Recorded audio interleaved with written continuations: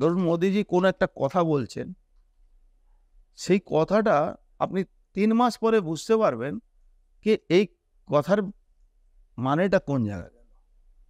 এই কথার বেসটা কি ছিল? আপনি একটু দেখুন, ভাবুন,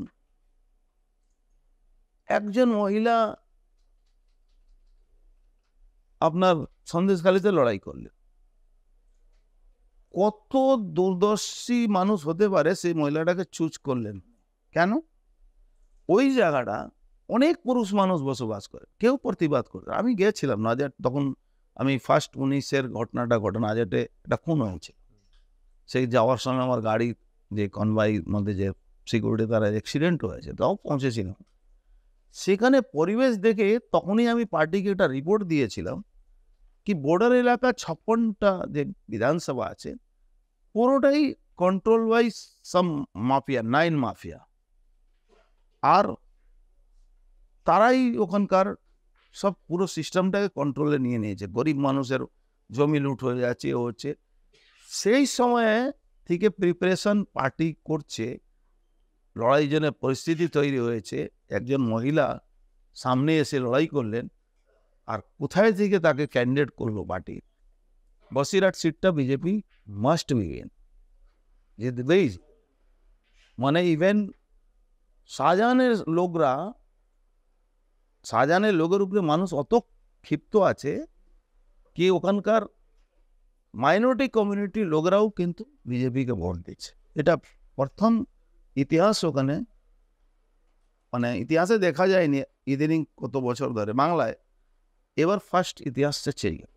না, আপনার যোগ তো বিজেপিতে একেবারে দিল্লি কেন্দ্রীয় শীর্ষ নেতৃত্বে। যোগ ব্যাপার না, বিজেপি কোনো লোককে টিকিট এমনি দিয়ে দেয় না, কিছু থাকে তাহলেই দেয়, এমনি দেয় না। অত বড় একটা দেখুন, নর্থ কলকাতা তো সুদীপ ব্যানার্জি অত সিনিয়র লিডার, হঠাৎ তাপস রায় এলেন, তাপস রায়কে টিকিট দিচ্ছে। আমি বলছি সুদীপ দা এবার জেতা খুব কঠিন আছে, আপনি বলছেন কঠিন সুদীপ বন্দ্যোপাধ্যায়ের যেটা। দেখে নেবেন। আমি বলি বাংলার রাজনীতিতে অর্জুন দা আপনার শিং আছে বলে, মানে আমি বলছি আপনার পদবী শিং আছে বলে আপনি কি সেই মর্যাদা না বিজেপি না তৃণমূলে পেলেন? এটা কখনো কখনো মনে আসে, কিন্তু সবটাই রাজনীতিতে খুব এইসব নিয়ে চিন্তা করলে অসুবিধা আছে। কি করলেন, কি জাদু করলেন বিজেপি ছেড়ে আবার বিজেপিতে চলে এসেছেন? এটা জাদু না, মানে দিল্লিতে এটা কি করলেন? এটা কোনো জাদুর ব্যাপার না। বিজেপি যে কনফিডেন্স আমার উপরে আছে, তার জন্য বিজেপি আমাকে। মানে তৃণমূল থাকাকালীন আপনার মানে রীতিমতো যোগাযোগ তো রাখতেন আপনি। যোগাযোগের ব্যাপার নয়। আমি একটা জিনিস জানি, সম্পর্ক সবার সঙ্গে ভালো রাখা উচিত। সম্পর্ক মধ্যে পলিটিক্স বা এসব করা উচিত না। একটা নেতা ছিলেন, এখনো হয়তো জেলে আছেন, জ্যোতিপ্রিয় মল্লিক। আপনি দেখতেন মাঝে মাঝে বিজেপির সঙ্গে কথা বলা যাবে না, বিয়ে বাড়ি যাওয়া যাবে না। আজকে ভাবুন তো, বাড়ি পরিবারের লোকরাও দেখা করতে যায় না। কিন্তু বহু মানুষ আছেন যাদের অত মানুষের সঙ্গে তার ভালোবাসার সম্পর্ক আছে, তারা বিপদে পড়লে হাজার হাজার মানুষ দাঁড়িয়ে। আজকে হাজার হাজার কোটি টাকাও থাকলে দেখার লোক নেই। কেষ্টমণ্ডল, বেতাজ বাদশা, আজকে উকিলের ফিস দেওয়ার অসুবিধা আছে, পার্টিও পাশে দাঁড়াবে না। যে মানুষের সঙ্গে ভালো সম্পর্ক রাখলে সবটাই হতে পারে। অনেকে বলেন যে রাজনাথ সিং, মাননীয় রাজনাথ সিং, তার সঙ্গে আপনার একটা দীর্ঘদিনের আত্মীয়তার সম্পর্ক রয়েছে। দেখুন, আমার সঙ্গে সম্পর্ক অনেকের অনেক ভালো আছে, অনেকের অনেক ভালো আছে। ভালো রাখাটা খারাপ না, ভালো রাখাটা ভালো। আমার বহু মুখ্যমন্ত্রীর সঙ্গে সম্পর্ক আছে, আমি একটা ফোন করলে তারা আমার সঙ্গে কথা বলে। কিন্তু যে দলকে আমরা নিয়ে এসে ক্ষমতা দিলাম, সেখানেই কথা বলার জায়গা নেই, কেউ বলতে পারবে না। আমার ছেড়ে দিন। আপনার সঙ্গে তো তৃণমূলের একটা ঠান্ডা যুদ্ধ দীর্ঘদিন 2011 যখন মন্ত্রিত্ব পেলেন না তখন থেকেই তো শুরু।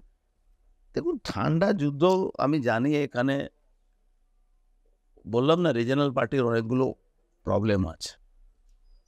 এই রিজনাল পার্টিতে এইসব হয়। অভিষেক বন্দ্যোপাধ্যায়ের সঙ্গে কি সম্পর্কটা মধ্যে ঠিক হয়েছিল? আমার যাতে মনে হচ্ছে অভিষেক ব্যানার্জি তৃণমূলকে শেষ করার জন্য দায়িত্ব নিয়ে নিয়েছে। এটা কেন মনে হচ্ছে আপনার? মনে হলো তাই বলে দিলাম, আপনি দেখবেন। আপনি কি এবার এবার যে ক্যান্ডিডেট করেছে সবটাই ওই করেছে। 21 জন এমনি হেরে বসে আছে। 7, 8, 10 জন তো হারবে, মানে 21 জন এমনি হেরে বসে আছে।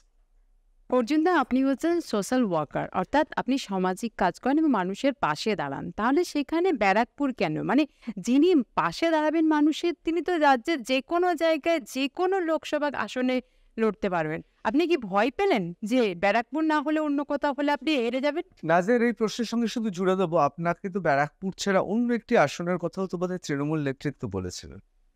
শুনুন, এসব ললিপপ ছিল। আমার জায়গায় আপনি আমাকে দেবেন না, অন্য জায়গায় ওই তো 2019-এ বলা হয়েছিল কিষানগঞ্জ থেকে ইলেকশন লড়ো। দেখুন, আমি তো ওনাকে চিনি, উনি কি বলতে চাইছেন। থাকলো সোশ্যাল ওয়ার্ক করা, আমি কেন আমার জায়গা ছাড়ব? আমি তো উঠাইগির নয় আজকে এখানে ভোট লড়লাম, তারপরে 5 বছর গায়েব হয়ে গেলাম, আবার অন্য জায়গা খুঁজে অন্য জায়গায় দাঁড়াও। এটা ওরা করে।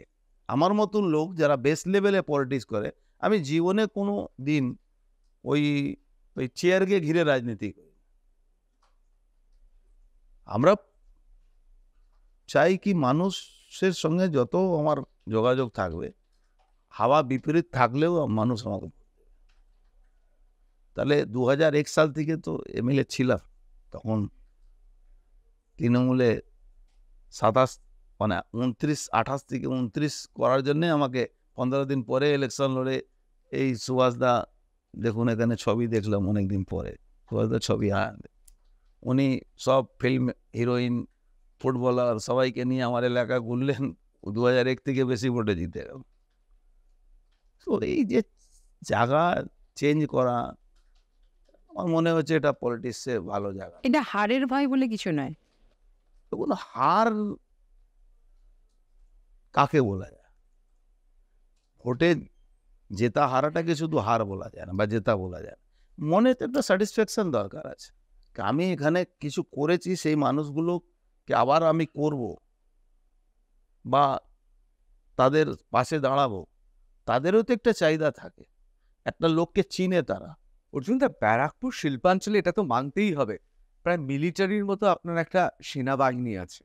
তাদের জন্যই বোধহয় আপনি যে মানে রাজ্যসভাতেও কোনোদিনও যেতে পারবেন না।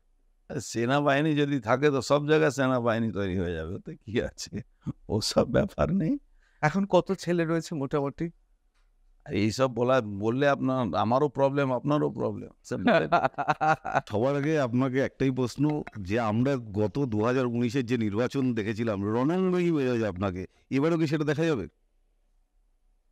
দরকার হলে ওটা তো 1 সেকেন্ডের মধ্যে চেঞ্জ করতে হয়, 1 সেকেন্ড লাগে চেঞ্জ।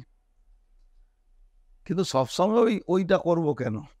এখন তো একটু এনজয় করছি, জানি খুব ভালো আছে। কিন্তু অর্জুনদা, আপনি ওটাও তো এনজয় করেন। হ্যাঁ, নিশ্চয়ই করি। সময় মতো সবটাই এনজয় করতে হয়, অসুবিধা কিছু নেই। আপনি আমাকে আমার গাড়ি, দাদা ঢুকতেই বলছিলেন গাড়ি ভাঙচুর।